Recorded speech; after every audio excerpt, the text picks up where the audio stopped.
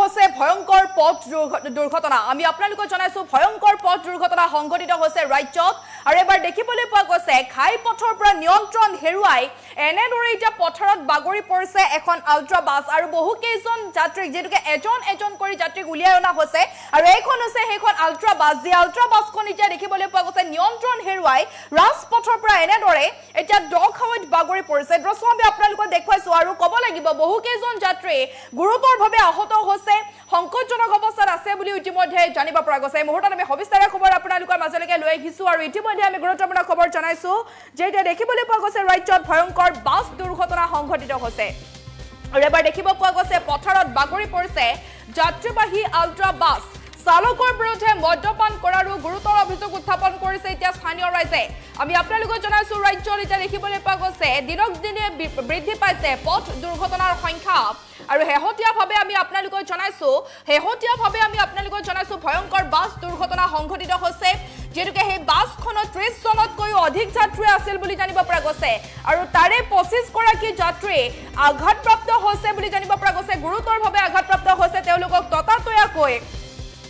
হাসপাতাললৈকে লৈ যোৱা হৈছে বুলি জানিব পৰা গৈছে কৰিমগঞ্জৰ আসিমগঞ্জ এলেকাত দুৰ্ঘটনাৰ কবলত পৰিছে এখন যাত্ৰীবাহী বাছ আনিমগঞ্জ আসিমগঞ্জ পথৰ পূৰ্বগুল এলেকাত নিয়ন্ত্ৰণ হেৰুৱাই এতিয়া পথাৰত বাগৰি পৰিছে এখন যাত্ৰীবাহী বাছ আৰু এই যাত্ৰীবাহী বাছখনত 30 জনতকৈও অধিক যাত্ৰী আছিল 25 গৰাকী যাত্ৰী গুৰুতৰভাৱে আঘাতপ্ৰাপ্ত হৈছে বুলি জানিব পৰা গৈছে আৰু গাৰ নোম থিয়ৰি উঠা ভয়ংকৰ পথ দুৰ্ঘটনা সংঘটিত হৈছে নিভিয়া বজাৰৰ পৰা কৰিমগঞ্জ অভিমুখে আহি আছিল সেইখন যাত্ৰীবাহী বাছ পিছে পাথৰকান্দি বাইপাছ পথ পোৱাৰ পূৰ্বে বাহনখন দুৰ্ঘটনাগ্ৰস্ত হৈছে বুলি ইতিমধ্যে জানিব পৰা গৈছে আৰু স্থানীয় ৰাইজে ইতিমধ্যে গুৰুতৰ অভিযোগ উত্থাপন কৰিছে যিজন চালকে বাছখন চলাই আছিল তেওঁ মদ্যপান কৰা বুলি গুৰুতৰ অভিযোগ উত্থাপন কৰিছে এতিয়া স্থানীয় ৰাইজে আমি আপোনালোকক জনাইছো ৰাজ্যত এতিয়া দেখিবলৈ পোৱা গৈছে ভয়ংকৰ বাছ দুৰ্ঘটনা সংঘটিত হৈছে পথাৰত বাগৰি পৰিছে যাত্ৰীবাহী আল্ট্ৰা বাছ আৰু চালকৰ বিৰুদ্ধে মদ্যপান কৰাৰো গুৰুতৰ অভিযোগ উত্থাপন কৰিছে স্থানীয় ৰাইজে আমি আপোনালোকক জনাইছো ভয়ংকৰ বাছ দুৰ্ঘটনা সংঘটিত হৈছে এই দৃশ্য আমি আপোনালোকক দেখুৱাইছো কৰিমগঞ্জৰ আসিমগঞ্জ এলেকাত দুৰ্ঘটনাত কবলত পৰিছে এখন যাত্ৰীবাহী বাছ আৰু আনিপুৰ আসিমগঞ্জ পথৰ পূৰ্বগুল এলেকাত নিয়ন্ত্ৰণ হেৰুৱাই খেতিপথাৰত বাগৰি পৰিছে এখন বাছ আৰু সেই বাছখনৰ নম্বৰ যেটোকে আমাৰ হাতত আহি পৰিছে সেই বাছখনৰ নম্বৰ হৈছে AS11BC0175 ক্ষমা কৰিব 76 নম্বৰৰ যিখন আল্ট্ৰা বাছ আছিল এই আল্ট্ৰা বাছখন যেটো দুৰ্ঘটনাত পতিত হৈছে প্ৰায় 25 গৰাকী যাত্ৰী গুৰুতৰভাৱে আঘাতপ্ৰাপ্ত হৈছে বুলি স্থানীয় ৰাইজে ইতিমধ্যে জানিবলৈ দিছে নিভিয়া বজাৰৰ পৰা কৰিমগঞ্জ অভিমুখে গৈ থকা অৱস্থাতে এনেধৰণে আচলতে দুৰ্ঘটনাত পতিত হৈছে এইখন যাত্ৰীবাহী বাছ পিছে পাথৰকান্দি বাইপাছ পথ পোৱাৰ পূৰ্বে বাছখন দুৰ্ঘটনাত গ্ৰস্ত হৈছে বুলি জানিব পৰা গৈছে স্থানীয় ৰাইজে গুৰুতৰ অভিযোগ উত্থাপন কৰিছে যে যিজন চালক আছিল সেই চালকজনে মদ্যপান কৰিছিল বুলি গুৰুতৰ অভিযোগ উত্থাপন কৰিছে স্থানীয় ৰাইজে আৰু এনেধৰণে আচলতে দেখিবলৈ পোৱা গৈছে ৰাজ্যত দিনক দিনে বৃদ্ধি পাইছে পথ দুৰ্ঘটনাৰ সংখ্যা আমি আপোনালোকক জনাইছো ৰাজ্যত এতিয়া পথ দুৰ্ঘটনাৰ সংখ্যা এতিয়া বৃদ্ধি পাইছে আৰু এনেদৰে আচলতে যিখন বাছ দুৰ্ঘটনাত পতিত হৈছে দুৰ্ঘটনাগ্ৰস্ত হৈছে সেই বাছখনক এনেদৰে উদ্ধাৰ কৰিবৰ বাবে এখন জেচিবি লৈ অহা হৈছে বুলি জানিব পৰা গৈছে আচলতে দৃশ্য দেখিলে আপোনাৰো গাৰ নোম থিয়ৰি উঠিব যেটো ৰাজপথৰ পৰা এনেধৰণে বাগৰি পৰিছে এখন যাত্ৰীবাহী আল্ট্ৰা বাছ এতিয়া বাগৰি পৰিছে প্ৰায় 25 জনকৈ যাত্ৰী গুৰুতৰভাৱে আঘাতপ্ৰাপ্ত হৈছে আৰু যিসকল যাত্ৰী আঘাতপ্ৰাপ্ত হৈছে তেওঁলোকে মূৰ কাণ ভৰিত গুৰুতৰভাৱে আহত হৈছে বুলি আঘাত পাইছে বুলি ইতিমধ্যে জানিব পৰা গৈছে মন্তব্য আহি পৰিছে আমাৰ হাতত হে আমি আপোনালোকৰ মাজত লৈ আহিছো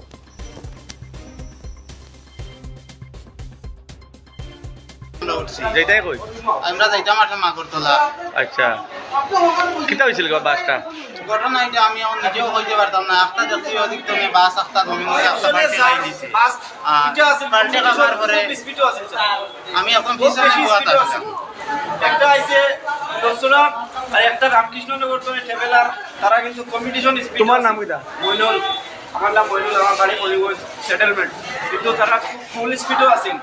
কম্পিটিশন স্পিড কারণে গাড়িটা অ্যাক্সিডেন্ট হয়েছে দাঁড়ানি বাসটা পুরো প্যাসেঞ্জার ফুল লোক কিন্তু আমরা তো সামনের খবরটা আপনার নিবিয়াতনে আমরা উঠছি দুলকসরা তো বালাবালি আইছে আনিপুর আইলো স্টেশনে প্যাসেঞ্জার উঠাইছে নামাইছে পরে আইলো রাতাবাড়ির তুলেও আইলো রাতাবাড়ি স্টেশন দোয়ালিয়া আইয়া আর মানে সমান জায়গাতে আইয়া হঠাৎ করিয়া মানে বাসটা পড়ে গেছে মানুষ স্যার মানে যখন হয়েছে মাথা ফাটছে কেউর হাত ফাটছে সবরও হয়েছে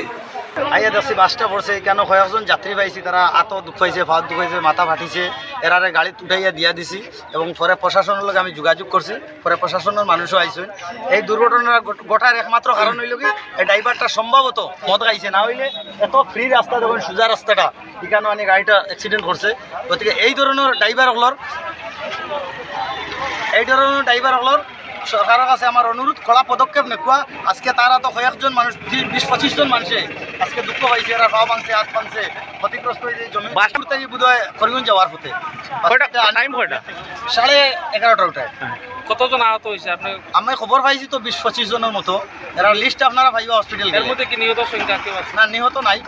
হাত ভাঙিছে পা ভাঙিছে এই তো টাইম কয়টা জায়গার নাম জায়গার নাম হইল পূর্বগুল গুরুতর আহত নাকি না একদম গুরুতর আহত হয়েছে গুরুতর আহত হয়েছে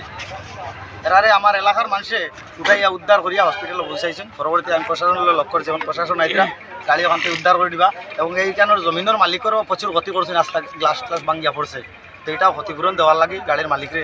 আমরা আহ্বান জানাইয়া সুব্রত নাথ কই যেটা করিমগঞ্জ যাওয়া কিটা হয়েছিল ঘটনাটা ঘটনায় তো যে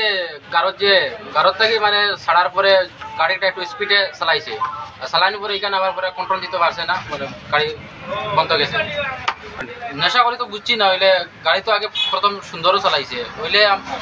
যখন আমি গাড়িতে উঠি তখন মানে ড্রাইভার একটু উড়াতারা লাগাইছে যে তার 10 মিনিট লেট হয়ে যায় 5 মিনিট লেট হয়ে গেছে এরকম মানে চিল্লাইছে আমি তখন দোকানে গেছিলাম ওষুধ লাগছে একটু বনির লাগে বমি করে আমার বনি ফোন করে গাড়ি সারি দিতে ড্রাইভার আমার জিনিসপত্র সব লামাই লিতাম তখন বললাম ড্রাইভারটা একটু দাঁড়াই তো আমি ওষুধটা জাস্ট লইয়া হইয়া ইয়া করলো নিবার থেকে লইতাম বললাম ভাই নিবার আমার বাকি দোকান নাই আমি ওখান থেকে লইলাই তার বলে 10 মিনিট লেট হয়ে গেছে গাড়ি তখন থেকে মানে একটু তাড়া করে চালা